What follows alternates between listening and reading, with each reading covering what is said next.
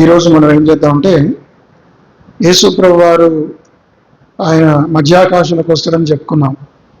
మొదటి రోజు చాలు ఆయన మధ్యాకాశంలోకి వస్తాడు, వచ్చిన తర్వాత సంఘం ఎత్తబడుతుందని చెప్పుకున్నాం. ఆ తర్వాత మరలా మనం ఏం చెప్పుకున్నాం అంటే మహాశ్రమల కాలం గురించి మనం ధ్యానించాం పోయిన వారం. ఈ వారం మనం ఏం చూస్తామంటే యేసు ప్రభు వారు ఆయన భూమికి దిగి వచ్చే సంఘటన గురించి. ఆయన పరలోకం నుంచి నేరుగా భూమి మీదకి రాడు. ఆయన మొట్టమొదటిగా మధ్యాకాశంలోకి వస్తాడు. వచ్చినప్పుడు 3 శబ్దాలు వినబడతాయి. ఒకటి ప్రధాన దూత శబ్దం, రెండవది బూర శబ్దం, మూడవది యేసుక్రీస్తు ప్రభువారు ఆయన గొప్ప శబ్దం ఆర్భాటంతో గొప్ప కేక వేస్తాడు ఆయన. అప్పుడు సంఘం ఎత్తబడుతుంది. ప్రభువు నందు నిద్రించిన వారు మొదట లేస్తారు. ఆ తర్వాత సజీవమైన మనం ఎత్తబడతాం. ఆ తర్వాత 7 ఏళ్ల కాలం మధ్యాకాశంలో విశ్వాసులైన వారు ప్రభుతో పరలోకం మధ్యాకాశంలో ఆనందిస్తారు. వారి క్రియలను బట్టి 2 కొరింథీ 5:10 భీమా జడ్జిమెంట్ అని 2వ వారం విన్నాము. మనం అందరము క్రీస్తు న్యాయపీఠం ఎదుట ప్రత్యక్షము కావలేదు. మన పనులను గురించి, మన మాటల గురించి, మన ఆలోచనల గురించి, మన రహస్యాల గురించి, మన ఉద్దేశాల గురించి మనం లెక్క చెప్పాలి. ఆ తర్వాత ప్రభువు మన పనులను బట్టి కొంతమంది పనులు కాల్చివేయబడతాయి, కొంతమంది పనులు వెండి బంగారం వలె నిలుచుంటాయి, కొంతమంది పనులు గట్టి కర్ర కొయ్యకాల వలె కాల్చబడతాయి. వారికి ఏమీ దొరకదు, వారి ఆత్మలు రక్షించబడతాయి కానీ వారికి ఏమి దొరకదని చూసాము. మొన్నటి వారంలో మనం మహాశ్రమల కాలంలో ఎలా జరుగుతుందో చూసాము. మహాశ్రమల కాలం 3 భాగాలు. మొదటి భాగం శ్రమలు ప్రారంభం, వేదనలకు ప్రారంభం అని 24:8 ఉంది కదా. ఇవి జరగవలసి ఉన్నవి కానీ అక్కడక్కడ కరువులను భూకంపములు కలుగును. ఇవన్నీ వేదనలకు ప్రారంభం. మహాశ్రమల కాలం ప్రారంభం అని చెప్పుకున్నాం. ప్రారంభంలో మొదటి 3.5 సంవత్సరాలు ఏ విధంగా జరుగుతుందో చూసాం. తర్వాత మధ్యకాలం అది 15వ వచనంలో చూసాం మనం. కాబట్టి ప్రవక్త అయిన దానియేలు ద్వారా చెప్పబడిన నాశనకరమైన ఏ వస్తువు పరిశుద్ధ స్థలమందు నిలుచడం మీరు చూడగానే చదువువాడు గ్రహించుగాక. సరిగ్గా 3.5 సంవత్సరాల తర్వాత ఈ అంత్యక్రీస్తు అనేవాడు ఇశ్రాయేళ్లతో చేసుకున్న అగ్రిమెంట్ 7 సంవత్సరాల ఒప్పందాన్ని అతను బ్రేక్ చేస్తాడు. ఈ బ్రేక్స్ ద అగ్రిమెంట్, ఆ ఒప్పందాన్ని రద్దు చేసి తనే వెళ్ళి దేవాలయంలో కూర్చొని నేనే దేవుని అని చెప్తాడు. ఆ విషయాలు మనం గత వారంలో కూడా చూస్తాం. మరలా 2వ తెస్సలోనిక 2వ అధ్యాయం 3 నుంచి ఆ వచనాలు ఉంటాయి. మొదట భ్రష్టత్వము సంభవించి నాశనపు పాత్రుడకు పాపపురుషుడు బయలుపడితేనే గాని ఆ దినము రాదు. ఏది దేవుడు అనబడునో, ఏది పూజింపబడునో దానినంతటినీ ఎదిరించచ్చు, దానికంతటికి పైగా వాడు తను తాను హెచ్చించుకొనొచ్చు, తాను దేవుడునని తన్ను కనబరుచుకొనొచ్చు, దేవుని ఆలయంలో కూర్చుండును గనుక ఏ విధముగానైనా ఎవడును మిమ్మల్ని మోసపరచనీయకుడి. 3.5 సంవత్సరాల వరకు శాంతి అని చెప్పి 7 సంవత్సరాలు శాంతి ఒప్పందం ఇశ్రాయేలుతో చేసుకొని మొదటి 3.5 సంవత్సరాలు చక్కగా జరిగిన తర్వాత సరిగ్గా మధ్య కాలంలో మీరు దానియేలు 9వ అధ్యాయం 26-27 వచనాల్లో కూడా ఆ వచనాలు మనం చూసాము. మరొకసారి అది రిపీట్ చేసుకున్నాం. దానియేలు గ్రంథం 9:26-27. ఈ 62 వారములు జరిగిన పిమ్మట ఏమీ లేకుండా అభిషిక్తుడిని నిర్మూలన చేయబడును. వచ్చినట్టి రాజు యొక్క ప్రజలు పవిత్ర పట్టణమును పరిశుద్ధ ఆలయము నశింపచేయుదురు. వాని అంతము హఠాత్తుగా వచ్చును. ఇక్కడ రాజు అంటే ప్రిన్స్, అంటే వాడు అంత్యక్రీస్తుని అర్థం చేసుకోవాలి. అక్కడ చూడండి, ఇక్కడ నేను చదువుతాను 27. అతడు 1 వారం వరకు అనేకులకు నిబంధన స్థిరపరుచును. వారం అంటే 7 సంవత్సరాల వరకు ఇశ్రాయేలుతో అగ్రిమెంట్ చేస్తాడు. తర్వాత అర్ధవారమునకు అంటే 3.5 సంవత్సరాలు కాగానే దాన్ని అగ్రిమెంట్ ఏం చేస్తాడు, బ్రేక్ చేస్తాడు. ఇక్కడ ఉంది, బలిని నైవేద్యమును నిలిపివేయను, హేయమైనది నిలుచు వరకు నాశనము చేయవాడు వచ్చును, నాశనము చేయవానికి రావాలని నిర్ణయించిన నాశనం ముగించే వరకు ఇలాగున జరుగును. అది ఎప్పుడైతే వీడు వెళ్ళి దేవాలయంలో కూర్చుంటాడో హేయమైన వస్తువు లేకపోతే ప్రతిమ ఇప్పుడు అపవాదికి 3 రూపాలు ఉన్నాయి. వాడు కూడా త్రిత్వం వల్లే చూపించబడ్డాడు. ఒకటి ఘటసర్పము లేక అపవాది, రెండవది క్రూర మృగము బీస్ట్ అంటారు, మూడవది అబద్ధ ప్రవక్త ఫాల్స్ ప్రాఫిట్ అని 3 పేర్లు వాడుకుంటాయి. కాబట్టి వీడేం చేస్తాడంటే వెళ్ళి దేవాలయంలో కూర్చుంటాడు. ఎవరైతే దేవాలయంలో కూర్చొని నేనే దేవుడిని ప్రకటించుకుంటాడో అప్పుడు దేవుడు పరలోకం నుంచి మహా ఉగ్రతను భూమి మీద కుమ్మరిస్తాడు. ఆ 3.5 సంవత్సరాలు బహుభయంకరమైన శ్రమలు వస్తాయి అని మనం గత వారంలో చూశాం. ఆ శ్రమలు ముగిసిన పిమ్మట ఇది ఇప్పుడు 3వ భాగం. అది మనం చదివింది 29వ వచనం. ఆ దినముల మత్తయి 24:29. ఆ దినముల శ్రమ ముగిసిన వెంటనే చీకటి సూర్యుని కమ్మును, చంద్రుడు కాంతి ఇయ్యడు. అంటే ఇది శ్రమకాలం ముగుస్తుంది. శ్రమకాలం ముగిసిన వెంటనే యేసుప్రభువారు మధ్యాకాశంలో నుంచి భూమికి ఆయన దిగి వస్తాడు. దిగి వచ్చేటప్పుడు కొన్ని సంఘటనలు జరుగుతాయి. అది మనం గమనించాలి. ఏం జరుగుతాయంటే ఈ అపవాది అనేవాడు గొప్ప సూచక్రియలు అద్భుతాలు చేస్తాడు, మహాసూచక్రియలు చేస్తాడు. నేను దేవుణ్ణని చెప్తాడు. నేను దేవుణ్ణని రుజువు చేసుకోవడానికి గొప్ప అద్భుత కార్యాలు చేస్తాడు, వండర్స్ చేస్తాడు. 2వ తెస్సలోనిక 2వ అధ్యాయం 2వ తెస్సలోనిక 2వ అధ్యాయం. అనేకులు వాడు చేసిన అద్భుతాలు సూచక్రియలు చూసి నిజంగా వీడు దేవుడని నమ్ముతారు. చాలా మంది యూదులు కూడా మోసపోతారు. చూడండి ఆ మాటలు అక్కడ వ్రాయబడిన మాటలు. 2వ తెస్సలోనిక 2వ అధ్యాయం 9 చదువుతాను. నశించున్న వారు తాము రక్షింపబడకై సత్య విషయమైన ప్రేమను అవలంబించకపోయి కనుక వాని రాక అబద్ధ విషయమైన సమస్త బలముతోను నానా విధములైన సూచక్రియలతోనూ మహత్కార్యములతోనూ దుర్నీతిని పుట్టించు సమస్త మోసముతోనూ నశించిన వారిలో సాతాను కనబరుచు బలమును అనుసరించి ఉండదు. చూసారా ఏం చేస్తాడు వాడు? నానా విధములైన సూచక్రియలతోనూ మహత్కార్యములు చేస్తాడు. అప్పుడు ప్రపంచంలో చాలా మంది వీడే నిజమైన దేవుడని నమ్ముతారు. ఒకటేమో దేవుడిని అని చెప్పుకుంటున్నాడు, రెండవది దాన్ని రుజువుపరచుట కొరకు అనేకమైన అద్భుత క్రియలు కూడా చేస్తాడు. ప్రకటన గ్రంథం 13వ అధ్యాయంలో కూడా ఇవే మాటలు ఉంటాయి. ప్రకటన గ్రంథం 13వ అధ్యాయం 13-14 వచనాలు. అది ఆకాశం నుండి భూమికి మనుషుల ఎదుట అగ్ని దిగి వచ్చినట్లుగా గొప్ప సూచనలు చేయించినవి. కత్తి దెబ్బ తినియు బ్రతికిన ఈ క్రూర మృగమునకు ప్రతిమను చేయవలనని అది భూనివాసులతో చెప్పుచు ఆ మృగము ఎదుట చేయుటకు తనకి ఇవ్వబడిన సూచన వలన భూనివాసులను మోసపుస్తున్నది. ఏ విధంగా మోసపుస్తున్నది? భూనివాసులను, ఇశ్రాయేలు ప్రజలను, యూదులను మోసపుస్తున్నది. ఎవరు ఎలా మోసపుస్తున్నది అంటే అది సూచక్రియలు. 14వ వచనం. ఆ మృగము ఎదుట చేయుటకు తనకి ఇవ్వబడిన సూచన వలన అద్భుతాలు చేస్తాడు, సూచనలు చేస్తాడు. అది గమనించుకోవాలి. ఆ తర్వాత ఏం జరుగుతుందంటే ఈ చివరి దినాల్లో యేసుప్రభువు వారు మధ్యాకాశ భూమి మీదకి దిగి వచ్చే కాలంలో ఏం జరుగుతుందంటే అదే సమయంలో ఇశ్రాయేలు మీదికి ప్రపంచంలోని ఈ 10 యూరప్ దేశాలన్నీ కూడా కలిసి ఇజ్రాయెల్ మీదకి దండెత్తడానికి వస్తాయి. తర్వాత రష్యా దేశం కూడా ఇజ్రాయెల్ మీదకి వస్తాయి. ఈరోజు కూడా పేపర్లో మనకు సోషల్ మీడియాలో పెట్టారు, ఉత్తర కొరియా కూడా రష్యా మీద యుద్ధానికి వస్తుంది. కాబట్టి కమ్యూనిస్ట్ దేశాలు చైనా, రష్యా, ఉత్తర కొరియా ఇవన్నీ కూడా ఇజ్రాయెల్ మీద యుద్ధానికి వస్తాయి. యూరోప్ దేశాలు కూడా వస్తాయి. వచ్చినప్పుడు దాన్ని ఏమంటారంటే ఆర్మగెద్దోన్ యుద్ధం అంటారు. ఆర్మగెద్దోన్ యుద్ధం అంటే అది ఎక్కడుంది బైబిల్లో?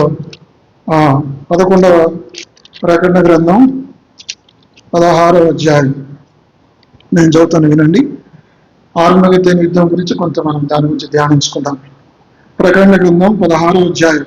6వ దూత తన పాత్రను యూఫ్రటీస్ అన్న మహానది మీద కొరపరింపగా తూర్పు నుండి వచ్చే రాజులకు మార్గము సిద్ధపరచబడినట్లు దాని నీళ్లు ఎండిపోయాను. ఇది కొంచెం హమ్మింగ్ వస్తుంది. ఓకే, సరే. ఇప్పుడు యూఫ్రటీస్ నది ఎండిపోవడం చాలా ఆశ్చర్యం కదా. ఫ్యాన్లు తక్కువ చేయండి. యూఫ్రటీస్ నదులు ఎండిపోవడం. ఎందుకంటే యూఫ్రటీస్ నది ఎక్కడుందో మీకు తెలుసు, ఎక్కడ ప్రారంభమైంది? అది ఏదైనా చోటలో 4 నదులు ఉన్నాయి. ఆ 4 నదుల్లో ఒక నది యూఫ్రటీస్ నది. అలాంటి నది ఇప్పుడు ఏమైందంటే డ్రైడ్, అది ఎండిపోయింది పూర్తిగా. అయితే ఆ ఎండిపోయిన స్థలం, ఆ యొక్క నది లేదా కాలువ, ఆ యూఫ్రటీస్ నది పక్కన ఒక విశాలమైన మైదానం ఉంది. ఆ మైదానాన్ని ఏమంటారంటే ఆర్మగెద్దోను స్థలము అని అంటారు. అక్కడే ఆ మాటలు ఉన్నాయి.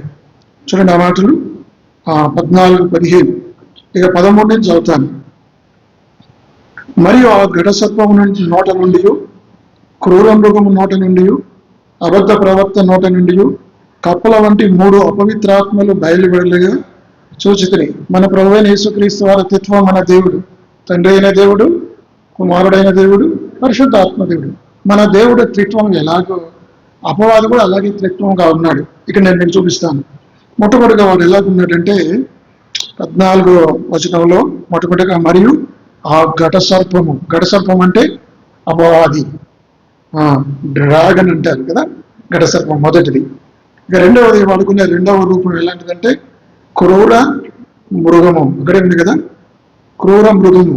ఆ ఘటసర్పము నోట నుండి, క్రూర మృగము నోట నుండి రెండవది. మూడవది అబద్ధ ప్రవక్త, ఫాల్స్ ప్రాఫిట్. అర్థమైందా? Number 1 dragon, number 2 beast, number 3 falls profit. 3 రూపాలుగా మరి ఉన్నాడు. రేపు నరకంలో వేయబడినప్పుడు ఈ ముగ్గురిని కూడా నరకంలో వేస్తాడు యేసు ప్రభువు మన దేవుడు. చూడండి ఆ మాటలు ప్రకటన గ్రంథం 20వ అధ్యాయం 10వ వచనం. వారిని మోసపరిచిన అపవాది అగ్ని గంధకములు గల గుండములో పడవేయబడను. అపవాది అంటే అపవాది లేక ఘటసర్పం అని చెప్పవచ్చు ఒకటి. రెండవది అచ్చట ఆ క్రూర మృగమును, అంటే నేను చెప్పుకున్నాను కదా, బీస్ట్, అపవాది యొక్క రెండవ రూపం. మూడవది అబద్ధ ప్రవక్తయు ఉన్నారు, వారు యుగయుగములు రాత్రింబగళ్ళు బాధింపబడుదురు. అర్థమైందా? కాబట్టి అపవాది కూడా త్రిత్వ రూపంలో ఘటసర్పంగా, క్రూరమృగంగా, అబద్ధ ప్రవక్తగా ఉంటాడు. ఇక్కడ ఈ యుద్ధం ఎలా జరుగుతుంది అంటే, మరి అన్ని దేశాల రాజులు, ప్రపంచంలోని ఆ దేశాలు ఆర్మగెద్దోన్ అనే ఆ స్థలం, అది ఎంత పెద్ద మైదానం అంటే దాని యొక్క విస్తీర్ణానికి చెప్తాను. ఆర్మగెద్దోను 14 మైళ్ళ వెడల్పు. ఆ మైదానం వెడల్పు ఎంతంటే 14 మైళ్ళు ఉంటుంది. ఆ మైదానం పొడవు ఎంతంటే 20 మైళ్ళు. ఇదే మైదానంలో పాత నిబంధనలో కూడా కొంతమంది యుద్ధాలు చేశారు. దాని విషయమే నేను మీకు చెప్తాను. ఎక్కడ పాత నిబంధనలో వారు యుద్ధాలు చేశారన్నది చెప్తాను. న్యాయాధిపతులు 5వ అధ్యాయం 19వ వచనం. న్యాయాధిపతులు 5వ అధ్యాయం, ఇప్పుడు చదవండి. న్యాయాధిపతులు 5:19. ఇదే ఆర్మగెద్దోను అనే స్థలంలో మరి ఇశ్రాయేల్ వాడైన బారాకు 5:19 దొరికిందా? రాజులు వచ్చి యుద్ధము చేసి మెగిద్దో కాలువ యుద్ధనున్న తానాకులో కనాను రాజులు యుద్ధము చేసి. కాబట్టి మెగిద్దో అనే స్థలములో, ఆర్మగెద్దోను అనే స్థలములో ఆ రోజుల్లో బారాకు అని ఆయన, ఎవరి బారాకు? ఈ బారాకు ఎవరంటే 5వ అధ్యాయం 1వ వచనం. ఆ దినమున దెబోరాయు అభినోయము కుమారుడైన బారాకును ఈ కీర్తన పాడిని. ఇశ్రాయేలు వాడైన ఈ బారాకు కనానీయులను ఆ ఆర్మగెద్దోను అనే స్థలంలో ఆయన ఓడించాడు. ఇది ఆర్మగెద్దోను వివరాలు, పాత నిబంధనలు కూడా ఉన్నాయి. రెండవది న్యాయాధిపతులు 7వ అధ్యాయం 1వ వచనం.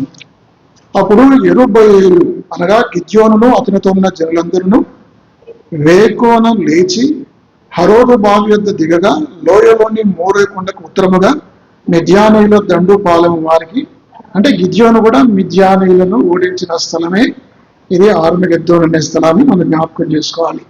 అర్థమైందండి? తర్వాత 1 సమూయేలు 31వ అధ్యాయంలో సౌలు కుమారులు ఫిలిస్తీన్ల చేతిలో ఒక్కరోజే వాళ్ళు చనిపోయారు. అది కూడా ఈ ప్రాంతంలోనే. 1 సమూయేలు నేను చదువుతాను 31వ అధ్యాయం. అంతలో ఫిలిస్తీన్లు ఇశ్రాయేలుతో యుద్ధము చేయగా ఇశ్రాయేలు ఫిలిస్తీన్ల ఎదుటి నుండి పారిపోయి గిల్బో పర్వతం వరకు ఫిలిస్తీన్లు వారిని హతము చేయొచ్చు, సౌలును అతని కుమారులను తరుముచ్చు. 3వ వచనం. యుద్ధములో సౌలు ఓడిపోవచ్చుండగా అతడు అంబులో వేయు వారు కంటబడి వారి చేత బహుగాయములు పొందాను. సరే, విషయం ఏంటంటే ఇదే స్థలంలో ఫిలిస్తీన్లతో యుద్ధం చేసినప్పుడు సౌలు అతని కుమారులు ఒక్క దినమే చనిపోయారు. ఈ స్థలాన్ని ఏమంటారంటే ఆర్మగెద్దోను. చివరి దినాల్లో యేసు ప్రభు వచ్చే కాలంలో ఆర్మగెద్దోను అనే స్థలంలో మరి ప్రపంచంలోని అన్ని దేశాల రాజులు, కొన్ని లక్షల మంది ప్రజలు, అంటే ఇక్కడ చూడండి 14 మైళ్ళ వెడల్పు 20 మైళ్ళ పొడవున్న స్థలంలో ఎన్ని మిలియన్స్ ఆఫ్ పీపుల్ ఉన్నారో మీరు అర్థం చేసుకోవాలి. వారందరూ కూడా ఇశ్రాయేలు మీదకి, అంత్యక్రీస్తు మీదకి యుద్ధాన్ని చేయడానికి వస్తారు.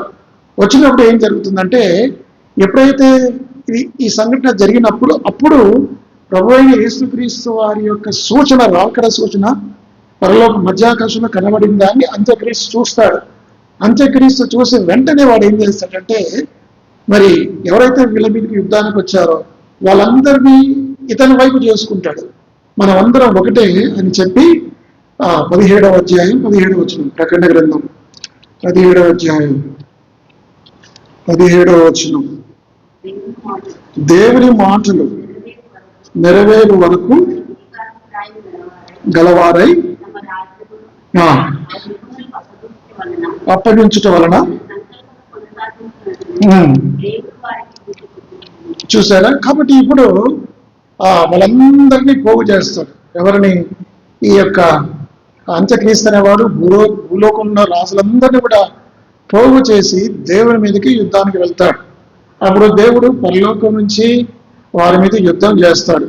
యుద్ధం చేసి ఈ ఆర్మగెద్దోను యుద్ధంలోనే 19వ అధ్యాయం నేను చదువుతాను, 17వ వచనం, ప్రకటన గ్రంథం 19:17. మరియు ఒక దూత సూర్యబింబములో నిలిచి ఉండట చూచితిని.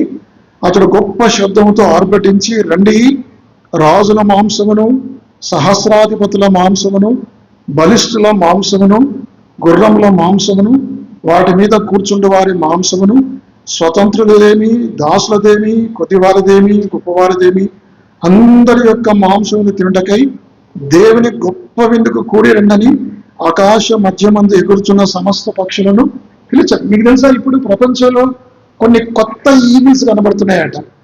కొత్త పక్షిరాజులు, బలమైన పక్షిరాజులు కనబడుతున్నాయి అని చెప్తున్నారు శాస్త్రవేత్తలు. ఇవన్నీ ఎందుకు దేవుడు సిద్ధపరుస్తున్నారు అంటే, చివరి దినాల్లో ఆర్మగెద్దోను యుద్ధంలో ఓడిపోయిన కొన్ని కోట్ల మంది ప్రజల యొక్క మాంసాన్ని తినడానికట దేవుడు ఆ విందు కొరకే ఆకాశ పక్షులను, ఈ పక్షిరాజులను ఆయన పిలుస్తాడు. పిలిచినప్పుడు వారి యొక్క మాంసాన్ని ఆయన తింటారు. దేవుడు ప్రభువైన యేసుక్రీస్తు వారట 11వ వచనం, 19వ అధ్యాయం 11వ వచనం, ఈ ఆర్మగెద్దోను యుద్ధంలో ఏం జరుగుతుందో చదువుతాను. మరియు పరలోకము తెరవబడిట చూచితిని. అప్పుడు అది, ఇదిగో, తెల్లని గుర్రం ఒకటి కనబడును. దాని మీద కూర్చుని ఉన్నవాడు నమ్మకమైన వాడును, సత్యవంతుడు నామం గలవాడు. ఆయన నీతిని బట్టి విమర్శ చేయొచ్చు, యుద్ధము జరిగించున్నాడు. ఆయన నేత్రములు అగ్ని జ్వాలల వంటివి. ఆయన శిరస్సు మీద అనేక కిరీటములుండెను. వ్రాయబడిన ఒక నామము ఆయనకు కలదు. అది ఆయనకే గాని మరి ఎవరికి తెలియదు. రక్తములో ముంచబడిన వస్త్రం ఆయన ధరించుకొని ఉండెను. మరియు దేవుని వాక్యమును నామం ఆయనకు పెట్టబడి ఉన్నది. పరలోకమందున్న సేనలు శుభ్రమైన తెల్లనార బట్టలు ధరించుకొని తెల్లని గుర్రము లెక్కి ఆయనను వెంబడించుచుండిరి. ఇవన్నీ సీను మనకు ఒకసారి స్పెషల్ మీటింగ్స్ లో అన్న చూపించాడు. ఎవరైనా జయంతిరావు గారు ఇవన్నీ చూపించాడు సీన్లో. నేను మీకు చెప్తున్నప్పుడు అవి గుర్తు రావచ్చు. అర్థమైందండి? ఇక తర్వాత 15వ వచనం చెప్తాను. జలమును కొట్టుటకై ఆయన నోటి నుండి వాడిగల ఖడ్గము బయలువడిలి. చూసారా, యేసు ప్రభు నోటి నుండి ఒక ఖడ్గము బయలుచున్నది. ఆయన ఇనుప దండముతో వారిని ఏలును. ఆయనే సర్వాధికారియు, దేవుని తీక్షణమైన ఉగ్రతను మధ్యపు తొట్టి త్రొక్కును.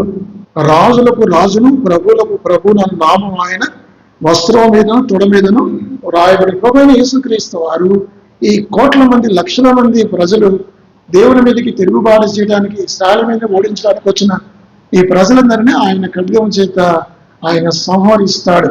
వారి రక్తం బట్ట ఏరులై పారుతుంది. ప్రకటన గ్రంథం 14వ అధ్యాయం 17 నుంచి చదువుతాను. ఇంకొక దూత పరలోకమందున్న ఆలయముల నుండి వెడలి వచ్చెను. ఇతని యొద్దను వాడిగల కొడవలి ఉండెను. సరే, ఇక 19 చదువుతాను. కాగా ఆ దూత తన కొడలి భూమి మీద వేసి, భూమి మీద ఉన్న ద్రాక్ష పండ్లను కోసి దేవుని కోపమును ద్రాక్షల పెద్ద తొట్టిలో వేసెను. ఆ ద్రాక్షల తొట్టి పట్టణమునకు వెలుపల త్రొక్కబడెను. 100 కోసుల దూరము గుర్రముల కళ్ళం మట్టుకు ద్రాక్ష తోట నుండి రక్తము ప్రవహించను. వారి రక్తం ఎంతవరకు వెళ్తుందట? 100 కోసుల దూరము, అంత దూరము. కాబట్టి ఈ ఆర్మగెద్దెని యుద్ధం ఎంత భయంకరం! ఆ దినాన, ఆ మహాదినాన కొన్ని కోట్ల మంది ప్రజలు, మరి ఎంతో మంది ఆ దినం నశించిపోతారు. అది భయంకరమైన దినం అన్న సంగతి మనం జ్ఞాపకం పెట్టుకోవాలి. కాబట్టి ఇవన్నీ జరగబోయే సంఘటనలు. యేసు ప్రభువారు వచ్చినప్పుడు 2 ప్రాముఖ్యమైన సంఘటనలు జరుగుతాయి. చాలా జరుగుతాయి, అవన్నీ నేను చెప్పను. అందులో 2 మాత్రమే. ఒకటి ఆర్మగెద్దెను యుద్ధం అని ఉంటుంది.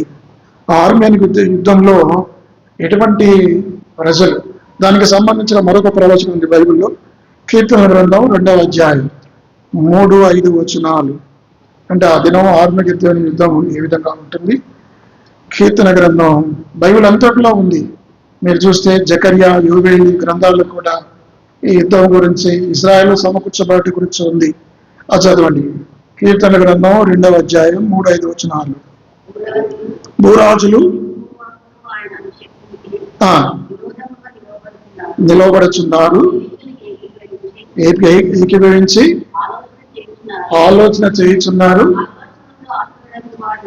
నవ్వుచున్నాడు. కాబట్టి భూరాజులందరూ కలిసి అభిషక్తిని యేసు ప్రభువు వారికి, తండ్రైన దేవునికి వ్యతిరేకంగా యుద్ధం చేశారంటే దేవుడు వాళ్ళని చూసి నవ్వుతాడట, వాళ్ళని చూసి అపహాసిస్తాడు. దేవుడి శక్తి ముందు ఏ శక్తి కూడా నిలవదు అన్న సంగతి జ్ఞాపకం పెట్టుకోవాలి. కాబట్టి ఇక్కడ ఆర్మగెద్దెను యుద్ధంలో దేవునికి వ్యతిరేకంగా తిరిగిన ప్రజలు, భూరాజులు అందరూ కూడా నాశనం అవుతారు. వారి కళేబరాలు, వారి గుర్రంలో మాంసం, వారి మాంసము పక్షులకు వేయబడుతుంది, వారి రక్తము 100 కోసుల వరకు. ఎంత భయంకరమైన ఆ మహాదినము! ప్రపంచం విపత్తు. కొన్ని కోట్ల మంది ప్రజలు ఆర్మగెద్దెను యుద్ధంలో చనిపోతారు. ఇవన్నీ కూడా జరగబోతున్నాయి. మనం బహు జాగ్రత్తగా ఉండాలి.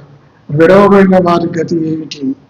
ఒకవేళ సంఘం ఎత్తబడి సంఘంలో మనం లేకపోతే విడవబడతాం. మహాశ్రమల కాలం, బహు భయంకరమైన 7 ఏళ్ల శ్రమల కాలంలో ఉంటాం. అయితే ఈ శ్రమల కాలంలో దేవుడు కొంతమందిని రక్షిస్తాడు. ఆ సంగతి కూడా చూద్దాం. యేసు ప్రభువు వారి రాకడలో ఏం జరుగుతుందో మత్తయి సువార్త 24వ అధ్యాయం. మత్తయి సువార్త 24 చదవండి అన్నమాట. ఎక్కడ ఉంటుంది అన్నమాట? తను 31వ వచనం, 24-31 చదవండి.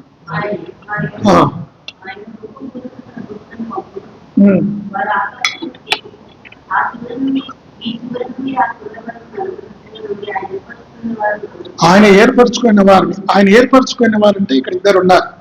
ఒకరు అన్యజనులు, మరొకరు ఇశ్రాయేలు. మహాసభల కాలంలో దేవుడు 144,000 మంది యూదులను మాత్రమే కాకుండా అన్యజనులు కూడా కొంతమంది యేసు ప్రభువు వారు నమ్ముతారు, విశ్వాసం ఉంచుతారు. వారందరూ కూడా మహాశ్రమల పాలవుతారు. కొంతమంది హతసాక్షులు అవుతారు. ఆ క్రూర మృగానికి మొక్కనప్పుడు, ఆ ప్రతిభకు నమస్కారం చేయకపోతే, అదే కదా మనం చూసింది 16వ అధ్యాయం. ప్రకటన గ్రంథం 16వ అధ్యాయంలో మనం గత వారం కూడా ఎటువంటి శ్రమలు వస్తాయి వాడికి మొక్కకపోతే, ఏది ఆ 13వ అధ్యాయంలో ఆ మాటలు ఉన్నాయి. మృగం యొక్క 14-15 చదువుతాను. మరియు ఆ మృగం యొక్క ప్రతిమ మాట్లాడినట్లును, ప్రతిమ మాట్లాడడం అంటే ఇప్పుడు రోబోట్లు మాట్లాడుతున్నాయి కదా, ఈరోజు కూడా రోబోట్లు మాట్లాడుతున్నాయి. అంటే ఇవన్నీ కూడా అదే కదా. ఆ మృగం యొక్క ప్రతిమకు నమస్కారము చేయమని వారిని హతము చేయనట్లు, ఎవరైతే ఆ మృగానికి నమస్కారం చేయరు కదా, అదే కదా. ఆ మృగం యొక్క ప్రతిమకు ప్రాణమిచ్చుటకై దానికి అధికారం ఇవ్వబడను. కాగా కొద్దివారు కానీ, గొప్పవారు కానీ, ధనికులు కానీ, దరిద్రులు కానీ, స్వతంత్రులు కానీ, దాసులు కానీ అందరినూ తమ కుడి చేతి మీదనైనా తమ నొసడి ఎందైనా ముద్ర వేయించుకున్నట్లును, ఆ ముద్ర అనగా మృగం పేరైన దాని పేట సంఖ్య గలవాడు క్రయ విక్రములు చేయుటకు వారికి ఎవరికి అధికారం లేకున్నట్లు అతడు వారిని బలవంతం చేయను. అంటే వారిని బలవంతం చేస్తాడు. వారికి అన్ని ఈ కిరాణా ఇవన్నీ కూడా ఆపేస్తాడు. క్రయ విక్రయాలు ఆగిపోతాయి. వారిని బాధపెడతాడు. వారిని కొంతమంది మరొక దగ్గర వారు హతసాక్షులుగా చేస్తాడు. విశ్వాసాలను శ్రమల పాలు చేస్తాడు, చంపబడతారు అన్న సంగతి జ్ఞాపకం చేసుకోవాలి. ఆ తర్వాత ఈ ఆర్మగెద్దెను యుద్ధం జరిగిన తర్వాత ఏం జరుగుతుందంటే, ఇశ్రాయేలు ప్రజలు దేవుడు వారిని సమకూరుస్తాడు. చూడండి ఆ మాటలు జకర్యా గ్రంథం. ప్రభువైన యేసుక్రీస్తు వారి రాకడలు ఆయన భూమి మీదకి వస్తున్నప్పుడు అప్పుడు ఇశ్రాయేలు ప్రజలు రొమ్ము కొట్టుకుంటారు. ఎవరు రొమ్ము కొట్టుకుంటారు? అయ్యో ప్రభు, ఆయన చూస్తారు వారు. బైబిల్లో ఏముంది? ఆయన పొడిచిన వారు ఆయన చూస్తారు. ఆయన పొడిచిన అంటే అర్థం ఏంటిది? ఆయన పొడిచిన వారు ఇప్పుడు ఉన్నారా? మరి ఎందుకు ఈ మాట ఉంది? ఆయన పొడిచిన వారంటే దాన్ని మీరు లిటరల్ మీనింగ్ తీసుకోవాలి. ఆయన పొడిచిన వారంటే ఆయనకు ఆయన హింసించిన వారు, ఆయన మీద సిలువ నేరం మోపిన యూదులు, లేదా ఆయన సిలువ వేసిన రోమన్ సైనికులు, పిలాతు, వారందరూ కూడా. ఆ మాటకు వస్తే మనం కూడా ఆయన గాయం చేసిన వారు, ఆయన పొందిన దెబ్బల చేత, ఆ మాట ఏమో చెప్పండి, ఆయన పొందిన దెబ్బల చేత మనకు, అంటే ఆయన మన స్వస్థ కొరకు మనం కూడా ఆయన అంటే పొడిచిన వాళ్ళు ఎవరున్నాం? మనం కూడా ఉన్నాం. అంటే ప్రపంచంలో పాపులందరూ కూడా ఉన్నారు. అది అట్లా అర్థం చేయాలి, లిటరల్ మీనింగ్ తీసుకోండి. ఇదేంటి ఇట్లా ఉంది? యేసు ప్రభు 2000 సంవత్సరాల క్రితం ఆయన పొడిచారు కదా, మరి ఎప్పుడేమిటి అంటే పొడవడం అంటే అందరూ, అందులో యూదులు కూడా ఉన్నారు అన్నమాట. చూడండి జకర్యా గ్రంథంలో యేసు ప్రభు వారు రెండవసారి మరి మధ్యాకాశం నుంచి భూమి మీదకి దిగి వచ్చినప్పుడట, అప్పుడు ఈ యూదులు అనేవారు ఆయన మెస్సయ్యని తెలుసుకుంటారు. ఇప్పుడు మెస్సయ్య నమ్మట్లేదు. నువ్వు ఎంత చెప్పుగాక, ఎంత వాక్యం చెప్పు, ఎంత చెప్తూ లేదు, మా దేవుడు యావే. నిన్న కూడా ఆయన స్టేట్మెంట్ ఇచ్చాడు. ఎవరు? ప్రపంచంలో ఇస్లాం దేశాల్లో పలు దేశాల్లో మరి మసీదులు లేదా హిందూ టెంపుల్స్ ఉన్నాయి.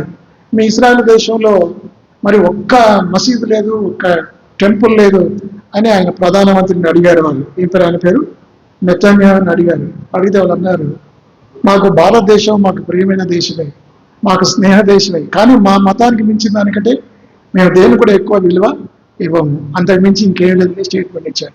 మాకు మా మతము, మా దేవుడు యావే. ఆయన దేవుడు చెప్పిన మాట ఏమన్నాడు? యెహోవా అంటాడు, యావే. వాళ్ళు పాత నియమం తప్ప మరేం నమ్మరు. ఇప్పుడు యేసుక్రీస్తు మెస్సయ్య అంటే వాళ్ళు నమ్మరు. ఇంకా వాళ్ళు ఏం నమ్ముతారు? మెస్సయ్య వస్తాడు అని వాళ్ళు నమ్ముతున్నారు. అయితే వాళ్ళు ఎప్పుడు నమ్ముతారు?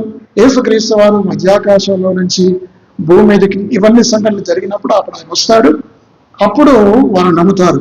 జకర్యా గ్రంథం 12వ అధ్యాయం. ఇప్పుడు ఇశ్రాయేల్ ప్రజలు చివరి దినాల్లో సమకూర్చబడతారు అనే ప్రవచనాన్ని మనం చూడాలి. ఎక్కడ ఉంటుంది? హోషి 12వ కదా, జకర్యా గ్రంథం 12వ అధ్యాయం. అక్కడ రాయబడింది, చూడండి ఆ మాటలు. 9వ వచనం. ఆ కాలమున యెరూషలేము మీదకి వచ్చు అన్యజనులందరినూ నేను నశింపజేయకూడదు. అంటే అర్థం ఏంటిది? ఆ కాలం అంటే ఏ కాలం? చివరి దినం, మహాదినము. ఆ మహాదినము, ఆ ప్రళయం, యుద్ధములో వాళ్ళు ఏం చేస్తారో అన్యులైన వాళ్ళందరూ దేని మీదకు యుద్ధానికి వస్తారట? ఇశ్రాయేలు మీదకి యుద్ధానికి వస్తారు. ఆ మాటలు 11వ వచనంలో ఉంది. మెగిద్దోను లోయలు హదద్రిమ్మోను దగ్గర జరిగిన ప్రలాపములని ఆ దినములో యెరూషలేములో బహుగా ప్రలాపము జరుగును. ఎందుకు ప్రలాపం? ఎందుకు ఏడుస్తున్నారు ఇశ్రాయేలు? అయ్యో మేము రక్షకుని అర్థమైతుమే, మెస్సయ్యని మేము గుర్తించకపోతుమే అని చెప్పి ఆ దినాన యూదులందరూ కూడా ఏడుస్తారు, విలపిస్తారు, రొమ్ము కొట్టుకుంటారు, బాధపడతారు. చూడండి ఆ మాట నేను చదువుతాను. 9వ వచనం. ఆ కాలంలో యెరూషలేము మీదకి వచ్చు అన్యజనులందరినీ నేను నశింపజేయ పూనుకున్నదను. అంటే ఆర్మగత్య యుద్ధం గురించి మాట్లాడుతారు. 9వ వచనం. ఇప్పుడు 10వ వచనం. దావీదు సంతతి వారి మీదను యెరూషలేము నివాసుల మీదను కరుణమందించు ఆత్మను, విజ్ఞాపన చేయు ఆత్మను నేను కుమ్మరింపగా వారు తాము పొడిచిన నా మీద దృష్టి ఉంచి, ఒకడు తన ఏక కుమారుని విషయమై దుఃఖించినట్లు, తన జ్యేష్ఠ పుత్రుని విషయమై ఒకడు ప్రలాపించినట్లు అతని విషయమై దుఃఖించుచు ప్రలాపింతుడు. ఎలా ప్రలాపిస్తారట వాళ్ళు? ఎలా ఏడుస్తారు? అది ఎలాంటిదంటే ఇక జాతి విలాపం. జాతి ఇశ్రాయేలు జాతుల చరిత్రలో అంతగా వాళ్ళు ఎప్పుడు ఏడవరు, అంతగా ఏడుస్తారు, అంతగా బాధపడతారు కదా. చూడండి ఆ మాటలు. 11వ వచనం. 12. దేశ నివాసులందరూ ఏ కుటుంబమునకు ఆ కుటుంబంగా ప్రలాపింతురు. దావీదు కుటుంబములు ప్రత్యేకముగాను, వారి భార్యలు ప్రత్యేకముగాను, నాతాను కుటుంబీకులు ప్రత్యేకముగాను, వారి భార్యలు ప్రత్యేకముగాను, లేవి కుటుంబీకులు ప్రత్యేకముగాను, వారి భార్యలు ప్రత్యేకముగాను, షిమీ కుటుంబీకులు ప్రత్యేకముగాను, వారి భార్యలు ప్రత్యేకముగాను, మిగిలిన వారిలో ప్రతి కుటుంబం వారు ప్రత్యేకంగాను వారి భార్యలు ప్రత్యేకంగాను ప్రలాపించారు. ఎందుకు వీళ్ళు ప్రలాపిస్తారు చెప్పండి? ఎందుకంటే అయ్యో మేము యేసును సిలువ వేసామే, అయ్యో మేము ఎందుకు యేసును పొడిచాము, ఎందుకు మెస్సయ్యను మేము బాధ పెట్టాము, ఎందుకు మేము ఇలా చేశామని చెప్పి ఏడుస్తారట కదా. ఎంత విచారం ఇది! అంత మాత్రమే కాదు, 14వ అధ్యాయంలో కూడా ఆ మాటలు ఉన్నాయి. 14వ అధ్యాయంలో కూడా కొన్ని విషయాలు నేను చదువుతాను. 14వ అధ్యాయం 3వ వచనం. అప్పుడు యెహోవా బయలుదేరి తాను యుద్ధకాలంలో యుద్ధము చేయు రీతిగా ఆ అన్యజనులతో యుద్ధము చేయను. ఆ దినమున యెరూషలేము ఎదుట తూర్పు తట్టున ఒలీవ కొండ మీద ఆయన పాదములుంచగా ఒలీవ కొండ తూర్పు తట్టునకును పడమటి తట్టునకును నడిమికి విడిపోయి సగము కొండ ఉత్తర తట్టునకును సగము కొండ దక్షిణం తట్టునకు జరుగును గనక విశాలమైన లోయ ఒకటి. చూసారా, వాళ్ళు ఏడుస్తారు, కొట్టుకుంటారు, రొమ్ము కొట్టుకుంటారు. వాళ్ళందరూ తిరిగి సమకూర్చు. ఇశ్రాయేలు ప్రజలందరూ కూడా, ఆ కాలంలో ఉన్న వారందరూ కూడా యేసు ప్రభువు వారి రాకడలో సమకూర్చబడతారు. ఎందుకంటే వాళ్ళు పశ్చాత్తాపడతారు. నేషనల్ రిపెంటెన్స్ అంటారు దీన్ని. మరి ప్రపంచం కాదు, ఇశ్రాయేల్ అందరూ కూడా, జాతి అంతా కూడా మరి వాళ్ళు ఎంతో విషాదంతో దేవుని యొక్క పశ్చాత్తాప, అయ్యా దేవ మమ్మల్ని క్షమించు, నువ్వు మొదటి రాకల్లో వచ్చావు, ఒక గొర్రెపిల్లగా వచ్చావు, మా కోసం ప్రాణం పెట్టావు ప్రభా, నువ్వు తిరస్కరించాము, నువ్వు దూషించావు, దయ్యం పట్టిన వాడు అన్నావు, నీకు సెలవు వేసామని ఏడుస్తారు. అప్పుడు దేవుడు వారి మీద దయ ఉంచి, ఇందాక మనం చదివాం కదా, వారిని కరుణిస్తాడు. అదే మాట మనం చదివాం 10వ వచనంతో 12:10. దావీదు సంతతి వారి మీదను యెరూషలేము నివాసుల మీదను కరుణనందించే ఆత్మను విజ్ఞాపన చేయు ఆత్మను వారు కుమ్మరింపగా ఆత్మను పొందిన వారు అప్పుడు యేసు నిజమైన రక్షకుడని మెస్సయ్యను గుర్తెరిగి మరి ఆయన రక్షకుడిగా అంగీకరిస్తాడు. 14వ అధ్యాయం కూడా వారు ఏ విధంగా, మరి ఇప్పుడు మీకు అర్థమైంది కదా, యేసుక్రీస్తు వారి రాకడలో 2 సంఘటనలు జరుగుతాయి. ఒకటి ఏమిటంటే ఆర్మగెద్దోను యుద్ధము జరుగుతుంది, అది మీరు తెలుసుకోవాలి. రెండవది ఇశ్రాయేలు ప్రజలు సమకూర్చబడతారు. ఈ విషయాలు మీరు గమనించాలి.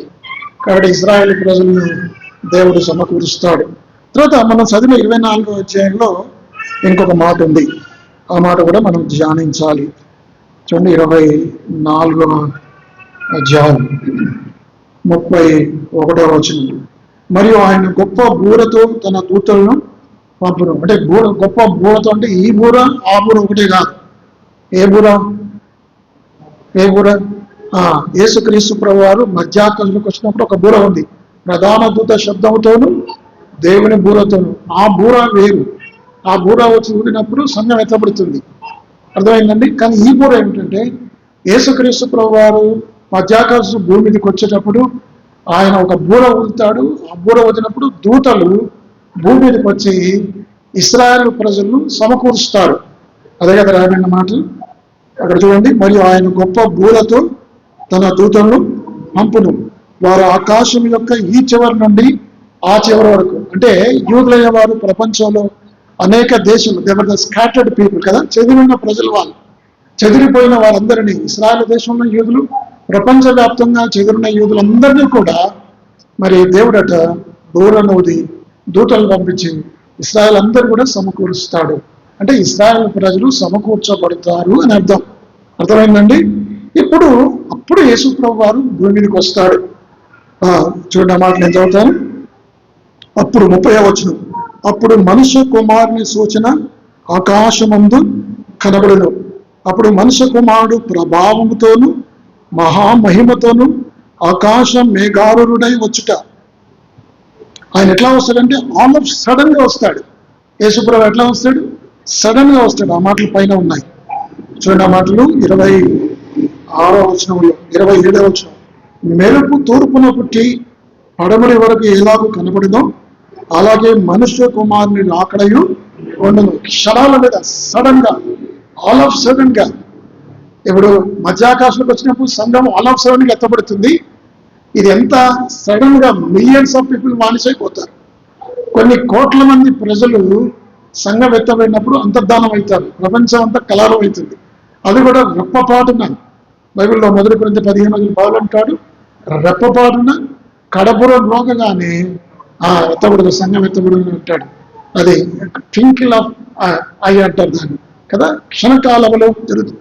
అలాగే యేసు ప్రభు వారు భూమి మీదకి వచ్చేది కూడా ఇప్పుడు ఇట్లా ఇట్లా వచ్చి మెరుపు ఎంతసేపు ఉంటుంది, ఆ మెరుపు మెరిసేంత లోపల యేసు ప్రభు వారు ఆయన 30వ వచనంలో అప్పుడు మనుష్య కుమారుని సూచన ఆకాశమందు కనబడును, అప్పుడు మనుష్య కుమారుడు ప్రభావంతోను మహామహిమతోను ఆకాశ మేఘారుడే వచ్చి చూచి భూమి మీద ఉన్న సకల గోత్రముల వారు రొమ్ము కొట్టుకుందరు. ఎంత విచిత్రం ఇది! ఆ దినం ఉన్న అవిశ్వాసులైన వారు వారి పరిస్థితి ఏమవుతుందో మీరు ఆలోచించండి. అర్థమైందండి? ఇప్పుడు యేసుక్రీస్తు ప్రభువారు భూమి మీదకి వచ్చి ఆయన ఏం చేస్తాడంటే తన రాజ్యాన్ని స్థాపిస్తాడు. అప్పుడు 1000 ఏళ్ల రాజ్య పరిపాలన భూమి మీద ఆయన కొనసాగిస్తాడు. ఆ 1000 ఏళ్ల రాజ్య పరిపాలనలో మనం కూడా ఆయనతో పాటు ఏలుతాము. ఎందుకు ఈ 1000 ఏళ్ల రాజ్య పరిపాలన చెప్పండి? ఎందుకు 1000 ఏళ్ల రాజ్య పరిపాలన భూమి మీద ఉంది? మొదటి ఆదాము, దేవుడు మొట్టమొదటి ఆదాముకు ఇటు అధికారం ఇచ్చాడు, భూలోకముని ఏలుమని చెప్పాడు, అంతే కదా. భూమిని ఏలుమని చెప్పి ఆయన చెప్పినప్పుడు తన పాపం చేయటం వల్ల ఆ ఏలుబడిని అధికారాన్ని మొదటి ఆదాము పోగొట్టుకున్నాడు. మొదటి ఆదాము ఏదైతే ఏలుబడిని పోగొట్టుకున్నాడో కడపటి ఆదామైన యేసుక్రీస్తు వారు ఆ ఏలుబడిని తిరిగి ఆయన భూమి మీద 1000 ఏళ్ల రాజ్య పరిపాలన చేస్తాడు. ఆయనతో పాటు మనం కూడా ఏలుతాం. ఇప్పుడు 7 విషయాలు ఉన్నాయి. 7 సంఘటనలు నేను త్వరగా క్లిక్గా చెప్పి నేను ముగిస్తా. ఈ విషయాలు మీకు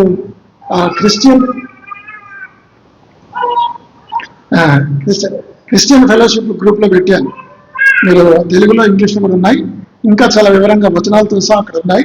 మీరు ఇంటికి వెళ్ళిన తర్వాత ఈ 7 విషయాలు. ఆ మొట్టమొదటి విషయం ఏంటంటే మరి the rapture of the church, సంఘం ఎత్తబడుతుంది. అది ఎప్పుడు జరుగుతుంది? సంఘం ఎప్పుడు ఎత్తబడుతుంది? కాలం ఎప్పుడు? అయ్యో చెప్పండి, ఎప్పుడు జరుగుతుంది? ఎప్పుడైనా జరుగుతుంది, ఎట్ ఎనీ మూమెంట్. దాన్ని ఏమంటారు? The doctrine of imminent. The imminent means it can occur, it can happen any time or any moment. ఎప్పుడైనా జరగవచ్చు. ఈ కొడుకు అయిపోయేటప్పుడు జరగవచ్చు. యేసు ప్రభు వారి యొక్క రాకడ, ఆయన మధ్యాకాశంలోకి రావడం అనేది అది ఎప్పుడైనా జరుగుతుంది. దానికి టైం లేదు. ఎవరైనా టైం విధించారంటే వాడు తప్పుడు విధానంలో ఉన్నారు. కొంతమంది తప్పుడు బోధకులు, తప్పుడు ప్రవక్తలు చాలా మంది ఆయన అప్పుడు వస్తాడు ఇప్పుడు వస్తాడు చాలా మంది డేట్లు ఇచ్చారు. డేట్లన్నీ అయిపోయాయి కానీ రాలేదు. అర్థమైందా? కాబట్టి ఎవరు కూడా డేట్లు ఇవ్వకూడదు. అది బైబిల్లో ప్రభు అన్నాడు. ఆ యేసు ప్రభు నా రాకడ గురించి ఆయన అన్నాడు, తండ్రికి తప్ప పరలోకంలో దూతలకు తెలియదు, కుమారులు కూడా తెలియదు అన్నాడు. అంటే కుమారులు కంటే ఆయన కూడా తెలియదు.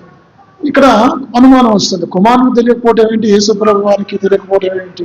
ఆయన దేవుడు కదా అంటే ఆయన దేవుడే, కానీ అప్పుడు ఆయన కుమారుడు, మనుషుడిగా ఉన్నాడు.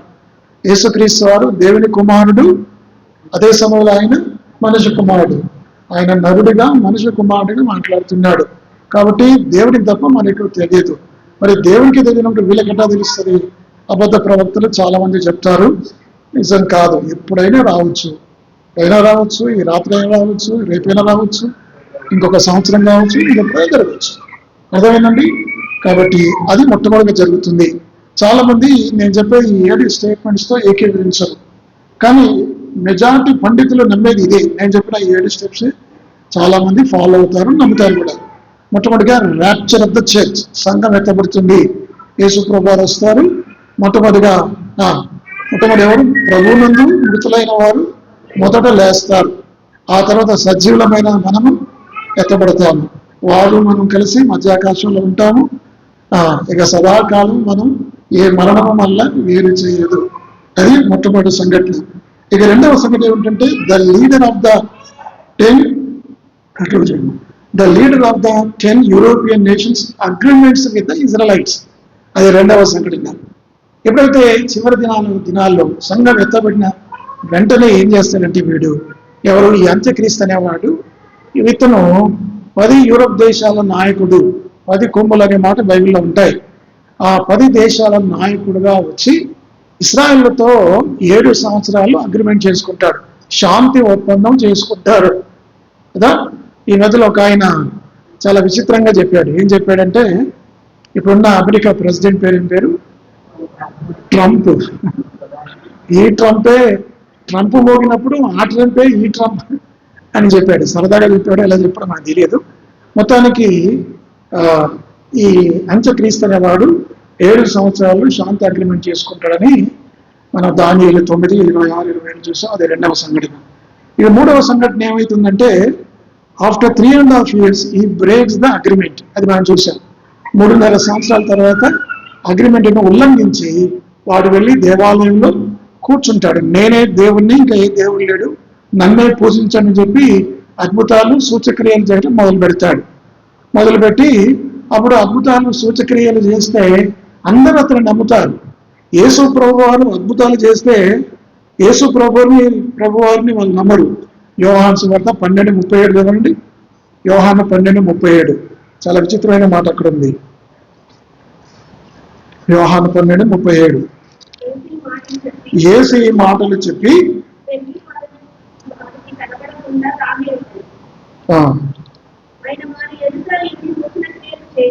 ఆయన వారి ఎదుట ఇన్ని సూచక్రియలు చేసినను, చూసారా ఎన్ని అద్భుతాలు యేసు ప్రభు ఆ 3.5 సంవత్సరాలు ఎన్ని చేశాడు ఆయన. అసలు ఎన్ని చేశాడో భూలోకంలో పుస్తకాలు సరిపోవట. అన్ని అద్భుతాలు చేస్తే యేసు ప్రభువును వారు నమ్మలేదు, యూదులు నమ్మలేదు కదా. మరి ఏంటి విచిత్రం ఇది, ఇన్ని అద్భుతాలు చేస్తే నమ్మలేదు. కానీ అపవాది చివరి దినాల్లో వాడు దేవాలయాలు కూర్చొని, ఇందాక మనం 2వ తెస్సలోనిక మరి కింది భాగం చదివాం. మరి అదేవిధంగా 16వ అధ్యాయాలు కూడా ప్రకటన గ్రంథంలో చదివినప్పుడు వాడు చేసిన అద్భుతాలు చూసి వీళ్ళు నమ్ముతారు. యూదులు కూడా నమ్ముతారు, మోసపుచ్చుతారు. అర్థమైందా? అది 3వ సంఘటన. వాడు వెళ్ళి దేవాలయంలో కూర్చుంటాడు.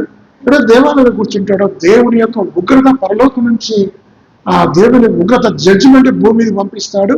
అదే మహాశ్రమల కాలం.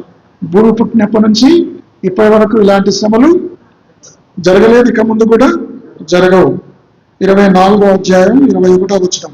మత్తయి లోకారంభం నుండి ఇప్పటి వరకు అట్టి శ్రమ కలగలేదు, ఇక ఎప్పుడూ కలగబోదు. ఇది 4వది కదా. మొట్టమొదటిది ర్యాప్చర్, 2వది అంత్యక్రీస్తు అగ్రిమెంట్, 3వది బ్రేక్స్ ద అగ్రిమెంట్, 4వది మహాశ్రమలు జరుగుతాయి. 5వది ఏం చేస్తాడంటే, ఈ అంత్యక్రీస్తు అనేవాడు లోకమంతటి తన ఆధీనంలో తెచ్చుకుంటాడు. ఈ అంత్యక్రీస్తు అనేవాడు ఏం చేస్తాడు, దేవాలయంలో కూర్చొని నేనే దేవుడిని అని చెప్పి ప్రపంచం అంతటికీ అతనే చక్రవర్తి, అతనే రాజు, అతనే. ఇప్పుడు ఒక్కొక్క దేశానికి ఒక్కొక్క రాజు ఉన్నాడు. ప్రపంచాన్ని ఏలేవాడు ఇప్పుడు ఎవరు ఉన్నారా? ఎవరు లేరు. అమెరికాకు అధ్యక్షుడు ఉన్నాడు, భారతదేశం ప్రధానమంత్రి ఉన్నాడు. చివరి దినాల్లో అంత్యక్రీస్తు అనేవాడు భూలోకం అంతటిని, అన్ని దేశాలు తన స్వాధీనంలో తెచ్చుకుంటాడు. భూలోకం అంతటిని వాడు పరిపాలిస్తాడు. ఆ 3.5 సంవత్సరాలు క్రయ విక్రయాలు జరిగిస్తాడు. ఒకటే ఒక కరెన్సీ ఉంటుంది. అర్థమైందండి? అలా జరిగిన తర్వాత అప్పుడు అది ఎన్నవది? 5వది కదా. 5వది antichrist controls the whole world. అప్పుడు యేసు ప్రభు వారు అప్పుడు గాడ్ సెండ్స్ ద జడ్జిమెంట్స్ అనే మాట ఉంది. అది 5వ సంఘటన. 6వది ఏంటంటే ఆర్మిక్ యుద్ధం గురించి మనం చెప్పుకున్నాం వివరంగా కదా. ఆర్మిక్ యుద్ధంలో ప్రపంచం అంతా ఏకమై అంత్యక్రీస్తు కలిసి యేసు ప్రభు మీదకి యుద్ధాన్ని వేస్తారు. ఆ యుద్ధంలో మరి యేసు ప్రభు వారు గెలుస్తాడు. ఆయన తన నోటి ఊపిరి చేత వారిని సంహరించును వచనాలు ఉన్నాయి. ఆయన ఖడ్గం చేత వారిని చంపివేయును కదా. ప్రపంచంలో ఉన్న పక్షులన్నింటినీ పిలుస్తాడు. వారు మాంసం తినడానికి తినలేకపోతాయి పక్షులు. అంత 100 కోట్ల రక్తం ప్రవహిస్తుంది. అదేంటంటే ఆర్మిక్ యుద్ధం. అది 6వది. ఇక చివరిది 7వ సంఘటన ఏమిటంటే, 7వ సంఘటన Jesus returns to the earth. యేసు ప్రభు వారు భూమి మీదకి ఆయన దిగి వస్తాడు. దిగి వచ్చి ఆయన భూరాజ్య పరిపాలన చేస్తాడు. ఆయన రాజ్యాన్ని స్థాపిస్తాడు. యేసు ప్రభు వచ్చే ముందు ఆర్మిక యుద్ధం ఉంటుంది. ఆ తర్వాత ఇశ్రాయేలు ప్రజలు సమకూర్చబడతారు. వారు ఈయనే యేసు అని చెప్పి ఆయన అంగీకరిస్తారు, పశ్చాత్తాపడతారు, రక్షింపబడతారు, సమకూర్చబడతారు అన్న సంగతి మనం జ్ఞాపకం చేసుకోవాలి. జకర్యా గ్రంథంలోను 12వ అధ్యాయం, 4వ అధ్యాయం, యోవేలు గ్రంథం 3వ అధ్యాయం, ఈ విషయాలు చాలా ఉన్నాయి. పాత నిబంధనలో 2వ రాకడలో, మొదటి రాకడ గురించిన విషయాలు ప్రవచనాలు ఉన్నాయి. 2వ రాకడలో ప్రవచనాలు ఉన్నాయి. అర్థమైందండి? కాబట్టి మరి గొప్ప శ్రమలు కలుగుతున్నాయి. మహాశ్రమల కాలం గురించి పాత నిబంధనలు కూడా ఉన్నాయి. చూడండి ఆ మాటలు, దానియేలు గ్రంథం 12వ అధ్యాయం. దానియేలు గ్రంథం మహాశ్రమల గురించి 2వ వచనం కదా, 12వ అధ్యాయం మొదటి 2 వచనాలు. మొదటి వచనం, ఆ కాలం ముందు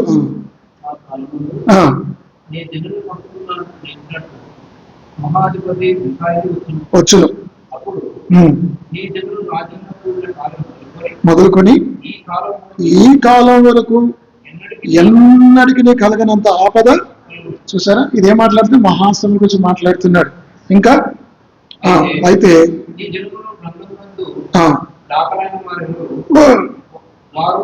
తప్పించుకుందరు, మేల్కొనెదరు. ఇదే మాట యేసుప్రభువారు యోహాను సువార్త 5:28-29 ఇదే చెప్పాడు. కొందరేమో మరి జీవ పునరుత్థానంలో పాల్గొంటారు, కొంతమంది తీర్పు పునరుత్థానంలో పాల్గొంటారు. సరే, యేసుప్రభువారు వస్తారు, భూమి మీదకి తిరిగి వస్తాడు. వచ్చిన తర్వాత ఆయన 1000 ఏళ్ల రాజ్య పరిపాలన చేస్తాడు. వచ్చేవారు మనం ఏం చేస్తామంటే the Kingdom of the millennium.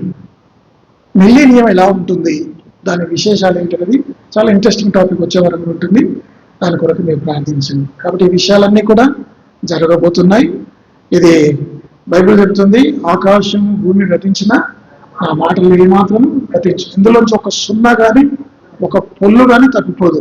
ఈ బైబిల్ ఇది దేవుని గ్రంథం కాబట్టి మనం దీన్ని నమ్మాలి. ఆయన రాకడ కొరకే మనం సిద్ధపడాలి. యేసుప్రభువారు వస్తారు, ఆయన రాజ్య స్థాపన చేస్తారు. ఎవరైతే నమ్మకంగా విశ్వాసంగా జీవిస్తారో, పరిశుద్ధంగా జీవిస్తారో వారు ఎత్తబడతారు. ఎత్తబడిన వారు, ఆ మధ్యాకాశంలో ఉన్నవారు, యేసుప్రభు ఒక్కడే రాడు భూమి మీదకి. యేసుప్రభుతో పాటు మధ్యాకాశంలో మనం అందరం కూడా ఆయనతో పాటు భూమి మీదకి వస్తాము, వచ్చి 1000 ఏళ్ల రాజ్య పరిపాలన చేస్తాం.